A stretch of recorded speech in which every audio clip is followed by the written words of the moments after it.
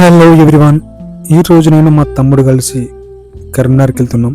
కరీంనగర్కి ఎందుకంటే మూవీ కోసమని. ఈ మూవీ అంటే పెద్ద మూవీ చూద్దామని వచ్చాం. సో ఇక్కడికి వచ్చి టికెట్ తీసుకున్నాం కౌంటర్లో. షోకి ఇంకా టైం ఉందని బయట జ్యూస్ షాప్కి వచ్చాం. ఇక్కడ జ్యూస్ తీసుకొని కాసేపు చిల్ అయినాం.